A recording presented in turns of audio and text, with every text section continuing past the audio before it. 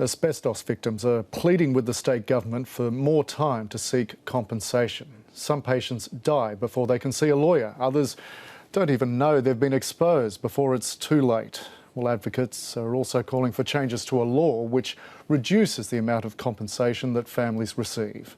Nick Dole reports. In 2008, Catherine O'Farrell's husband Bob thought he had a chest infection. 2 days later, the electrician was diagnosed with mesothelioma. 3 months later, he was dead. The speed with which things progressed gave you little or no opportunity to find a cure, a solution, or to keep it at bay. Ms O'Farrell was left with hefty bills and a daughter to support.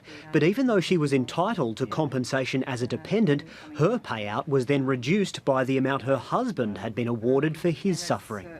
It was a hard slog, and I just don't feel that any family should have to go through that.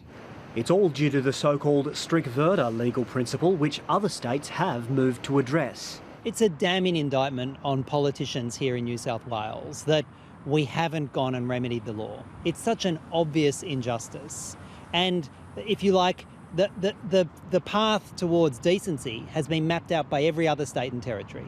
Victims and their families are also fighting for more time to seek compensation. Under the current system, the legal process has to begin before a victim dies. But once diagnosed, some people only have a matter of weeks to live. Lawyers say families are often too busy trying to care for their loved ones in their dying days. They say, well, we just couldn't deal with it in the person's lifetime. Sometimes people aren't diagnosed till autopsy. And especially with mesothelioma, on average, from diagnosis to death is 155 days. I mean, that's not very long to get your head around a death sentence. The Asbestos Diseases Foundation will take its case to the Attorney-General Brad Hazzard later this week. The government says it'll consider any changes that keep the compensation scheme sustainable. Nick Dole, ABC News.